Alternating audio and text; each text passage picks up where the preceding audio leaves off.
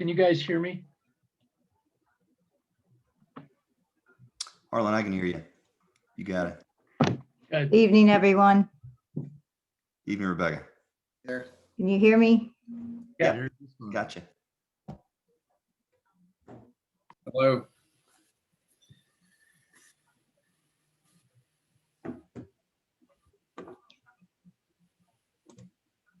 Rebecca, you want to go ahead and start the meeting, please?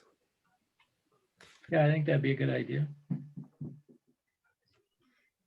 We'll be starting the meeting in just a few minutes. I'm still admitting people to the room, so just give me a second to get everybody organized and we'll get started.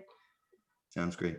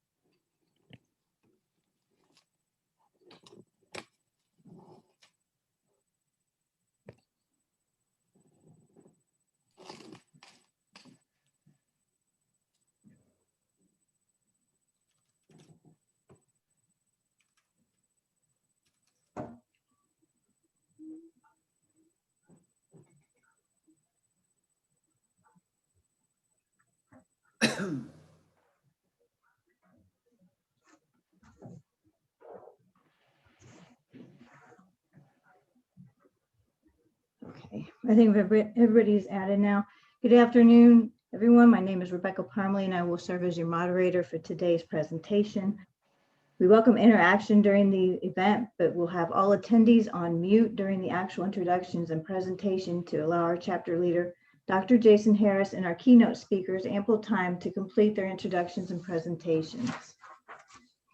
We ask that all participants hold questions until the Q&A session of our event. However, please feel free to use the chat feature to ask questions during the presentation, which we will use to kick off the Q&A session.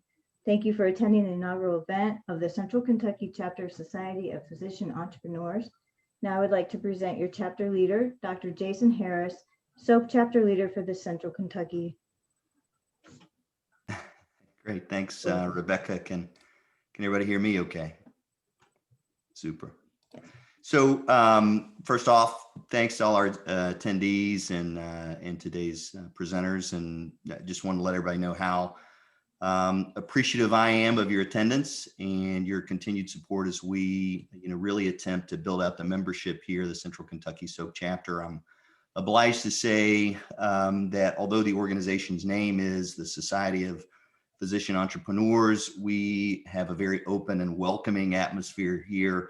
And participation membership is open to anyone in healthcare and sort of even healthcare adjacent, nurses, techs, docs, therapists, even reps. So our objective here at Central Kentucky SoPE is really just to foster this sort of spirit of entrepreneurship and grow the ideas of members in an effort to build a thriving ecosystem of successful businesses here in Central Kentucky, which can sort of build off of each other's experiences and network. So with that, a little bit about myself before we begin. I'm Dr. Jason Harris. Again, I'm CEO of OR Link, which is a healthcare IT company based here in Lexington, clinician surgeon here for about 15 years before donning the entrepreneur hat exclusively. I'm a native Kentuckian, completed the vast majority of my education here in Lexington.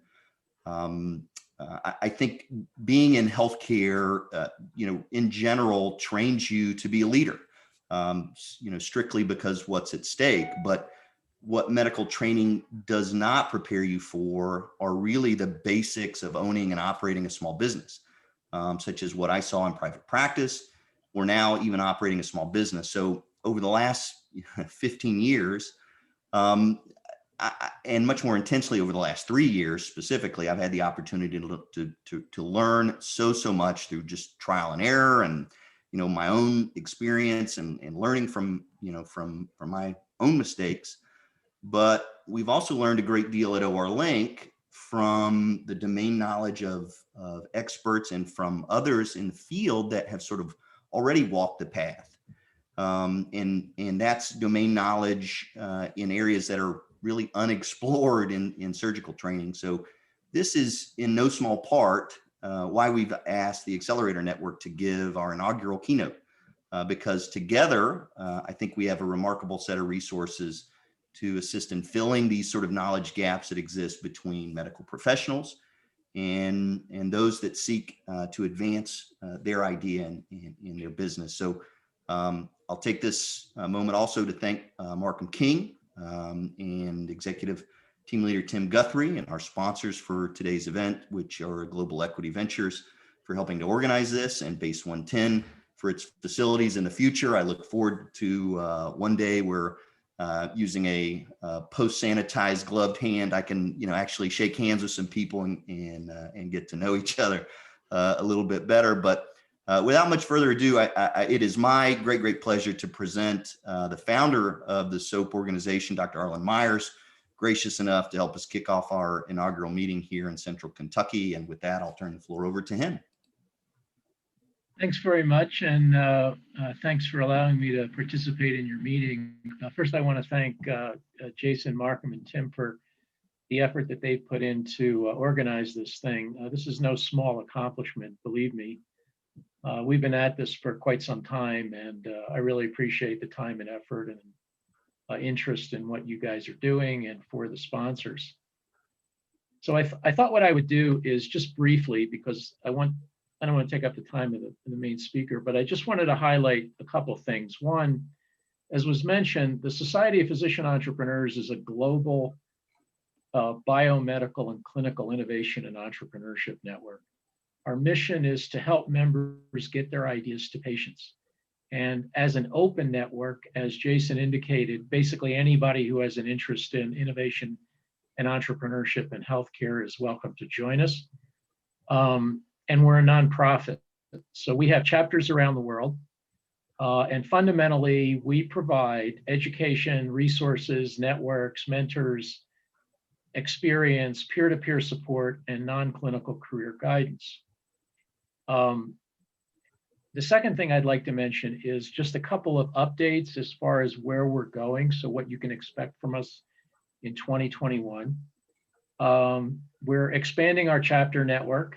We're working on Austin, Phoenix. We're sort of rebooting San Francisco with a new chapter leader. We have a chapter in Brisbane, Australia. We're working on Sydney, Perth, and Adelaide. We're hoping to launch Singapore and London fairly soon. So this thing is international, and I mean, that's part of the strength of all this, really. Connecting in and out of countries, systems, health systems, flowing of money, people, technology, access, all that stuff. So that's really kind of the basic idea behind this. So one is we're expanding our chapter network. Two, we're expanding our membership. Now, at this point, we have a fairly large social media and connected audience. We have about 700, a little bit over 700 dues paying members. And our goal is to reach 1,000 by the end of the year. So part of the reason for that we turn to the chapters is to advance our mission and to help us generate interest and hopefully new members to sustain the nonprofit. The third is that, as you would imagine, we're thinking post-COVID now. So we'll probably go to a hybrid model where, as Jason indicated, the chapters will meet however they and wherever they decide to do it face-to-face. But the good news about COVID is we've learned how to do this online. So we're going to supplement and the great thing is that any chapter giving any presentation online is now accessible to an international network. And all you have to do is click a button and tune in. So we're going to go, we'll be hybrid, and we can have further discussions. I mean, it's entirely up to you how often you want to have your meetings and where and the topics. And we've been sort of through all that. But and finally, if you have any questions, or we're always interested in adding value to the membership. We sort of practice what we teach. That is customer discovery. What's your problem? Who's the customer? What can we do to solve it? So you tell me what it is you think we can do to help solve your problem, and we'll do our best to do something to try to do it. And finally, I would say that to quote a saying, executing pays your salary, but innovating pays your pension. So the whole idea behind this is to do well by doing good and to change the system. And I think we're all in this because we're pretty mission driven. Everyone in this call understands the issues, understands the challenges, understands how folks like us are key to making it happen. So I appreciate the opportunity. Again, thank you very much for your activity, your engagement, the time, effort, and expertise you've put into this.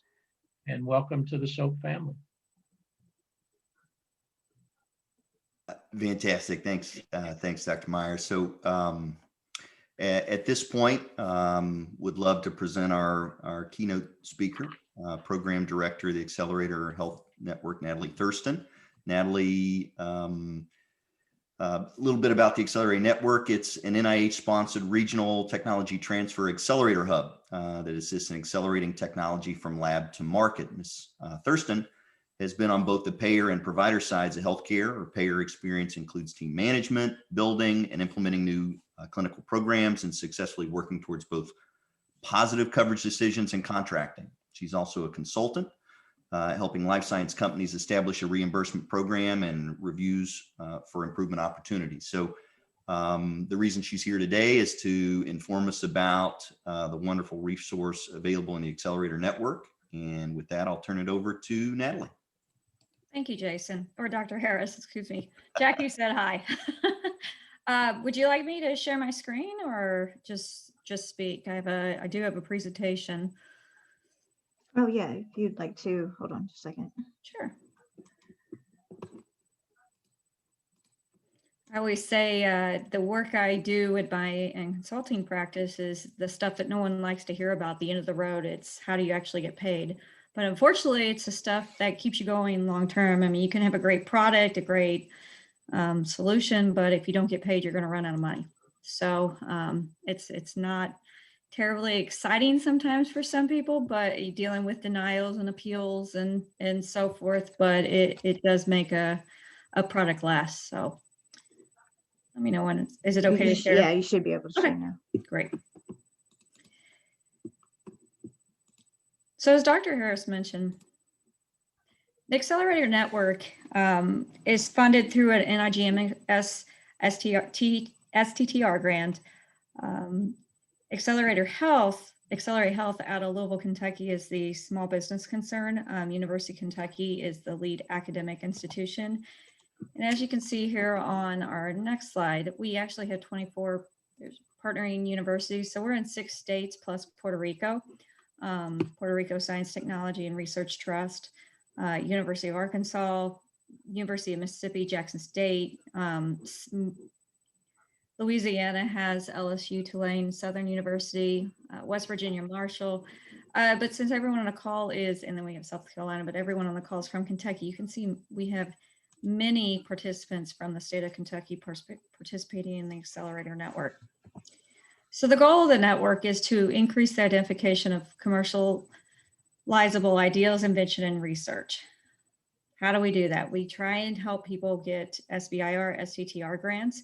We have an SBIR cohort with one-on-one mentoring service run through our chief operating officer.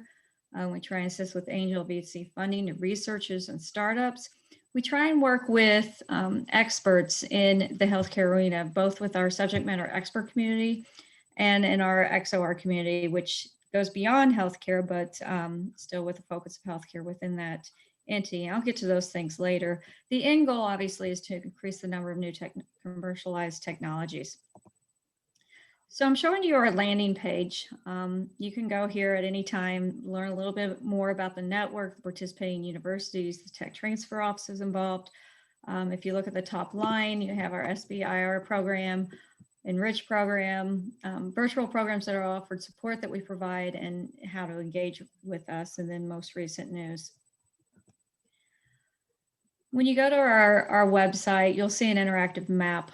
We are one of 4 hubs in the country working with the Southeast Ideal States.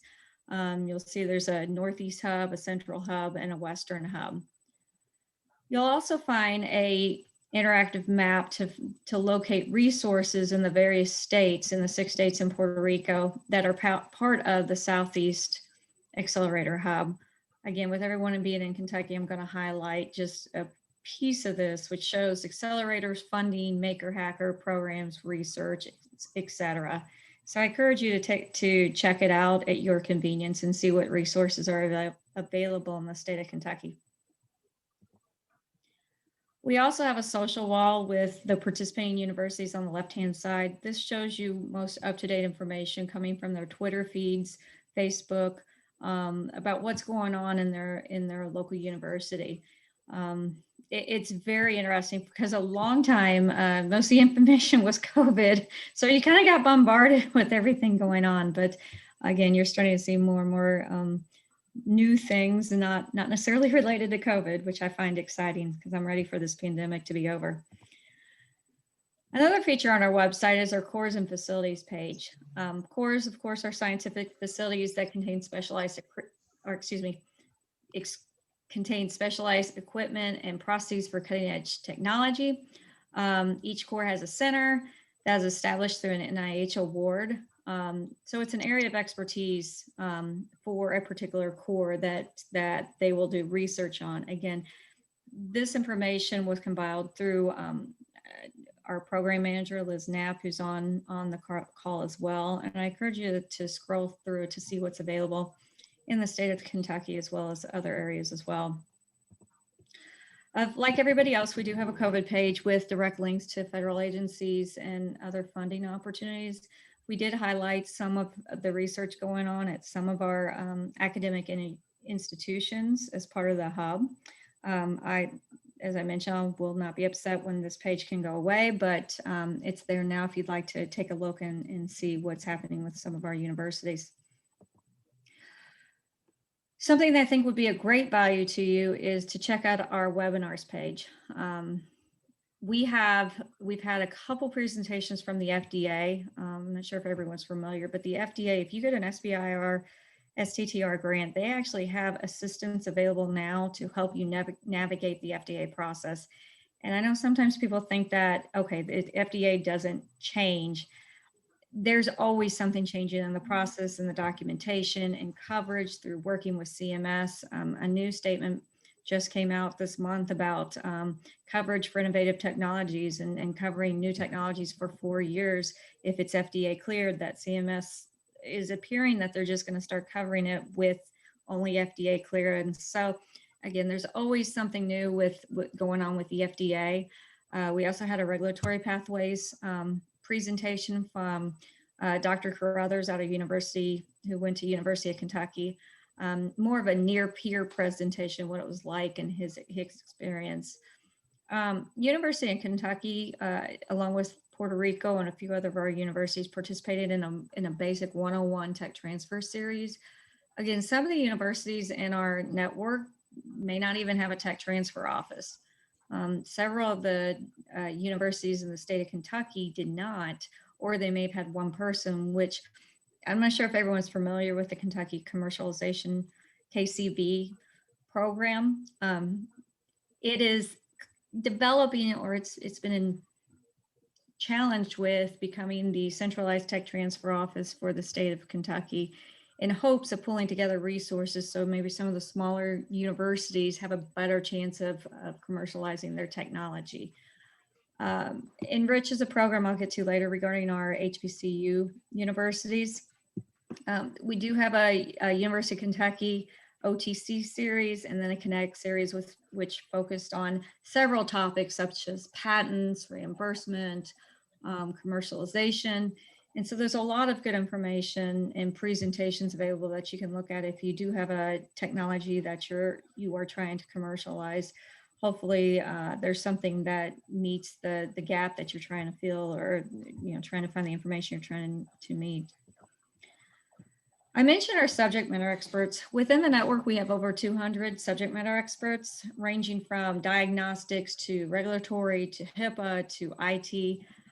These are people who we are working with or will be working with when a researcher has a product and they're trying to do customer discovery. These subject matter experts come from all over the United States. Most of them come from our ideal state participants in the Southeast region, but they have a lot of experience. So again, if there's something you are looking for, at least take a scroll and see if there's an area or person that has that kind of expertise. Again, right now with our network, we're focusing on trying to work with organizations that need assistance through our programs and trying to connect them up with subject matter experts in that fashion. This will always continue to grow and change as well as people continue to move in and out of an area, retire, wherever the case may be. So again, it's a live area. Another program that we've spent a lot of time on recently is our Executive on Roster program. This started out of the University of Kentucky under Ian McClure, who's the director of the OTC office there. And it has evolved into where we're actually this week, we're launching a new platform for this product and this service. It's really a service model. What the model is we're trying to connect executives with startups. And so we know that the third in a list of reasons why startups fail is because they're struggling with trying to find the right executive for the right startup. And so there's a niche here of trying to broker or matchmake an executive with a startup at a university.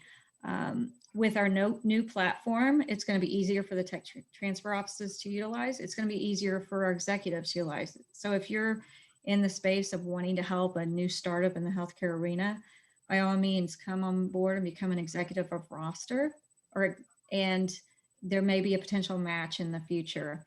To date, we have made 8 matches.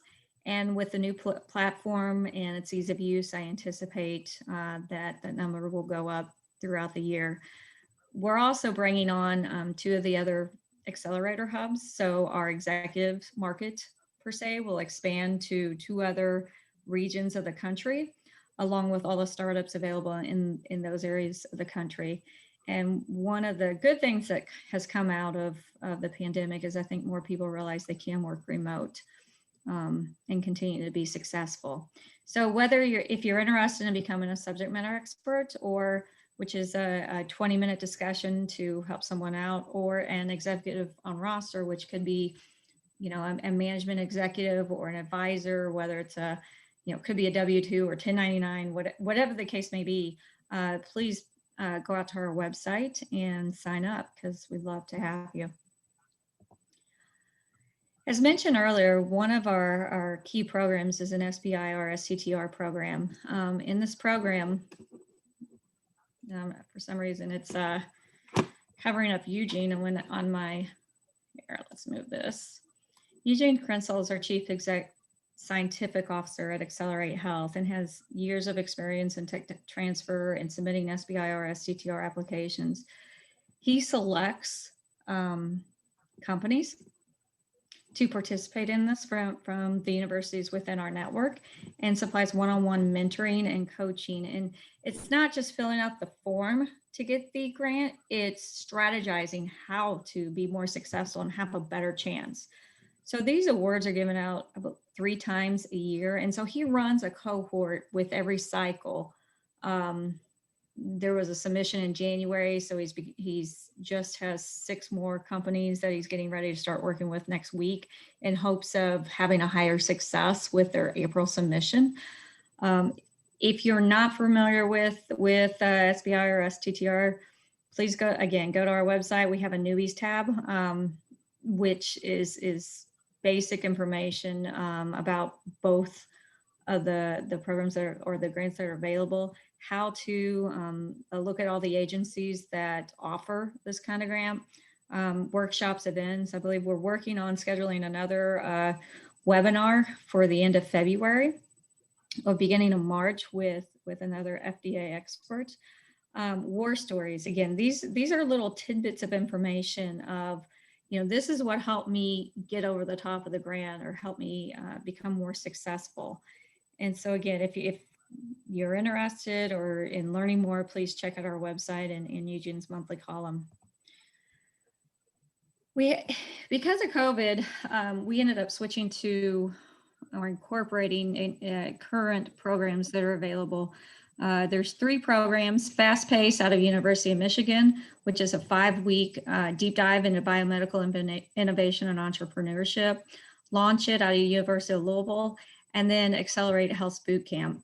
Fast Pace is 5 weeks, Launch It is 10 weeks, and as you can see, Accelerate Health is 12 weeks.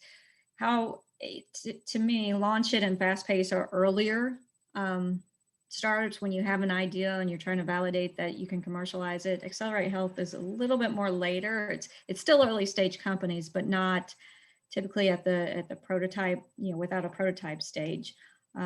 We are accepting applicants to Fast Pace, which again, it's run by University of Michigan. They really do a good job up there through their department that oversees this program, even getting into regulatory reimbursement, et cetera. But their program's going to start up again in April. Launch It's going to start up again February 18th, I believe. So Mayor Topolsky oversees that, is accepting applications.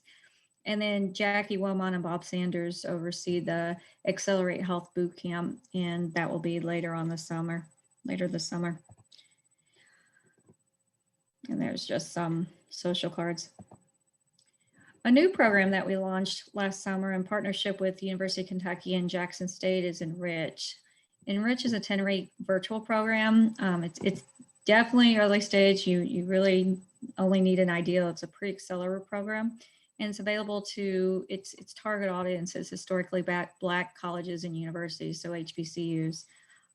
We had our first cohort last September, October, had a pitch presentation, went well, and Amisha Jackson, who oversees that program, is accepting applicants for her next cohort, which will begin in March. Again, the focus is really centered around education around technology transfer, entrepreneurship, lean startup, and growing a sustainable business. So it's really exciting that we're reaching this target audience. Other programs that we're working on include developing a program for Hispanic serving institutions with our partnership with Puerto Rico.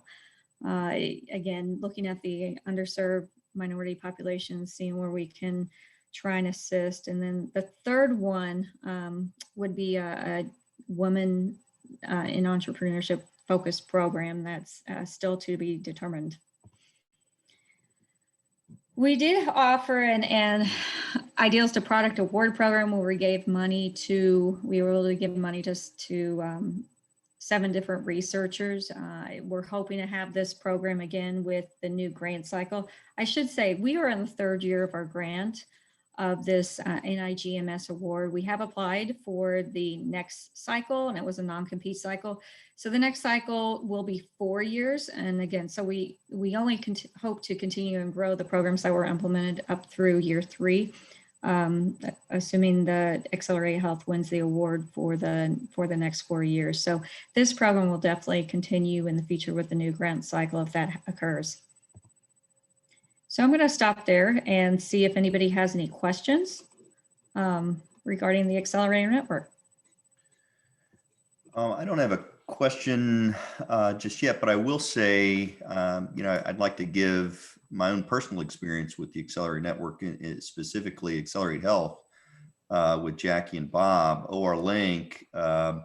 We had the opportunity, I should say, Dr. Wayne Collin had the opportunity to attend launch it as sort of a business accelerator. His path was, he was a very clinical, busy ENT doc, and was able to take some time to go to this business accelerator in Louisville, launch it, and learn essentially whether his idea had merit. And then that idea was further developed at Accelerate Health, because it was a healthcare related business idea. We were going to Louisville every Friday for several months, as I recall, and Bob and Jackie's help, they were really instrumental in helping us sort of get the idea from a vision in the back of our heads to actually code, written down on Slack. So my own personal experience is one of great success with that specific area of the program. But the Accelerator Network seems to me to be so much more, with their sort of paw prints and SBIR, and very agnostic to the specific sector within healthcare. Is that correct? It is. The grant is a program offered because Accelerate Health is the SBC, but Accelerate Health also has a Flint operation, and runs the boot camp. They're just offering the boot camp to the network, and they moved the boot camp to be a virtual program. And then the network ties in a little bit more to even earlier stage. So working with the researchers at the academic institution before they're even ready they may be too ready for launch it or too ready for the boot camp. And so trying to help move them along through that commercialization process. Yeah. Arlen, I had a question for you after you ask your question. Okay. So my questions are, is this available to people? I've had a fairly extensive background in tech transfer, and just because of my career path. So one question is, do you have an I-Corps connection with NSF if you get the SBIR? So I-Corps is offered through NSF. Our connection with I-Corps, actually, we just participated in training offered by Georgia Tech for instructor training on coaching. So we have that connection. NIH does not offer the I-Corps. We do have participating I-Corps sites within the network. How robust they are varies depending on the state and the site. So launch it, you have to, in the state of Kentucky, I believe you have to participate in launch it to participate in the I-Corps program in the state of, there's a connection there between Mary's program with launch it and I-Corps through the state of Kentucky. And the second question is, where are your gaps, and how do you think SoPE can help fill them? Gaps in programs or gaps in? Well, what are your biggest challenges now? I mean, you mentioned mentors, you mentioned, finding entrepreneurs, you mentioned money's always an issue. After the fact, follow-on investment. I mean, it goes on and on and on. But right now, what is your hair on fire problem that you think SoPE may be able to help you solve? I think the biggest opportunity right now is to increase the number of executives and good executives on the executive roster program, because the better the executive, the better the match, the better success. So we have several models doing that, because one of the values of being in this network is contributing to the formation of startups. And some people will say, well, I really want to do that. But the point is, and particularly, and I guess and I'll get to that in a minute. So to answer to the point, we can help you source subject matter experts to work with startup teams. Okay. We do that with Scale LA. We do that with a bunch of Octane in Southern California. We do it with some other ecosystems around the country. It's kind of a model that we do. Now, I can't guarantee any results, but we have 30,000 people on a LinkedIn site. So there's a bunch of folks that may want to do that. And the second point is your accelerator available to non-academics? Yes. So Accelerate Health, the boot camp is available to non-academics. Launch It is available to Mary accepts anyone as well. And I believe University of Michigan, they tend to be academic, but they accept anyone in the state of Michigan. We have permission from them to participate right. with 7 or 8 companies through the. And so I think the other opportunity for you that you may want to think about is, I don't need to tell you that, or maybe I do, I don't need to say that a lot of physicians are looking for side gigs. A lot of it's become a growth industry. Mhm. And in fact, I believe one person on this call is a doctor looking for a new career. I'm talking about people that don't want to practice medicine anymore. They don't want to see patients anymore.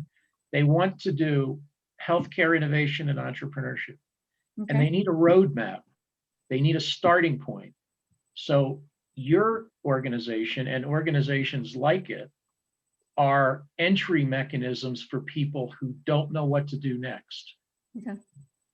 They work with startup companies and they learn the rigmarole, all that.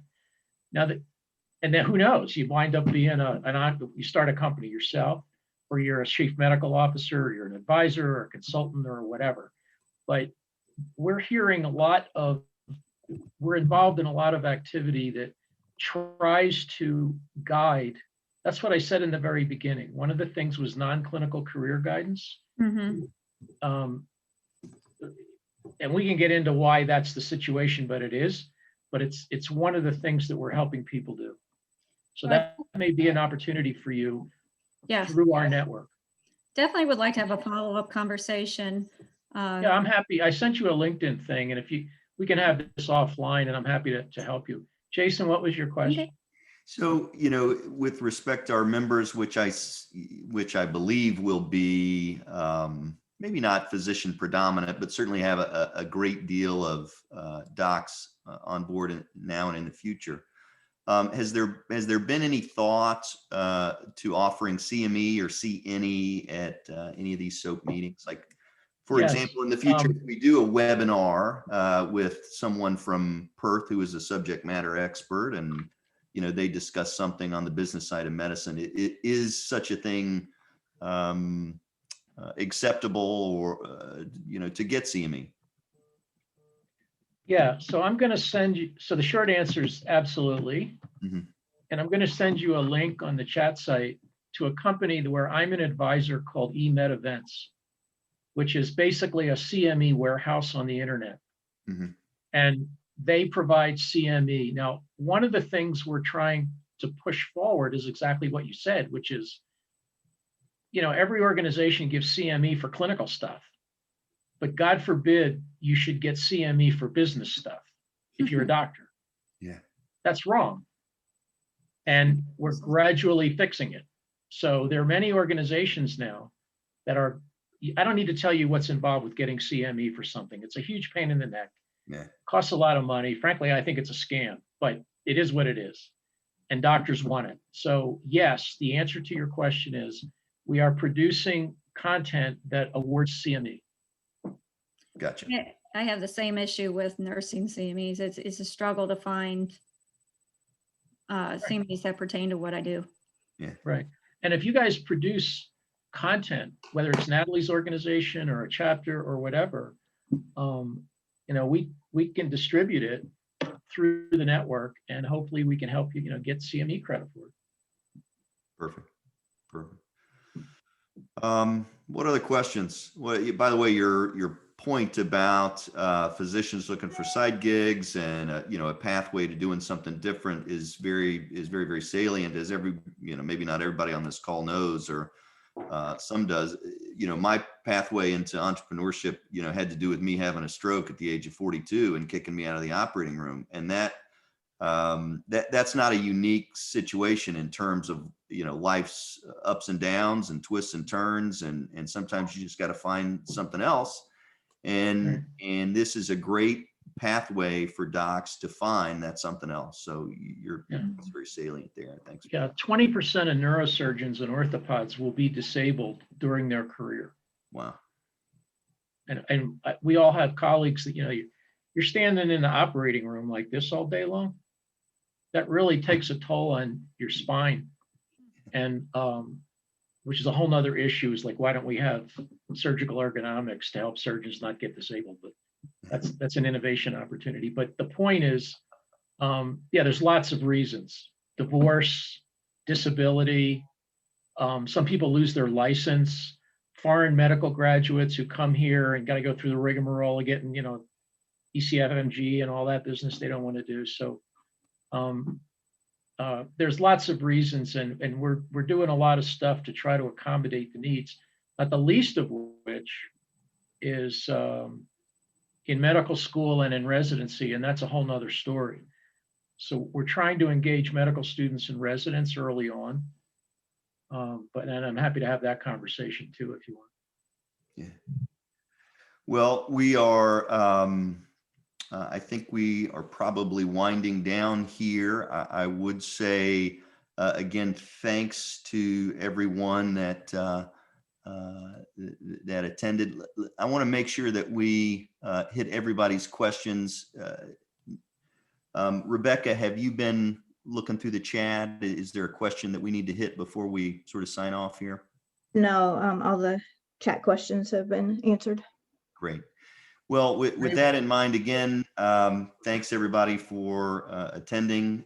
Thanks to our sponsors, Global Equity Ventures and Base 310 downtown. I'm looking forward to really growing this membership because I think we have a lot to offer the community here in town in terms of, again, fostering that entrepreneurial spirit for healthcare workers and folks with healthcare ideas. Feel free to reach out to me personally. My email is on the invite. Happy to talk at any point. Looking forward to our next meeting, which should be sometime in the next quarter, where essentially we'll look at what our members want, and we'll go from there in terms of what the next topic will be. So thanks everybody for attending. If there's anything else, by all means, speak now. Thank you. Take care. Thank you. Right. Thank you, everyone, for attending. Thank you. Have a nice evening. All right. Bye-bye now. Bye.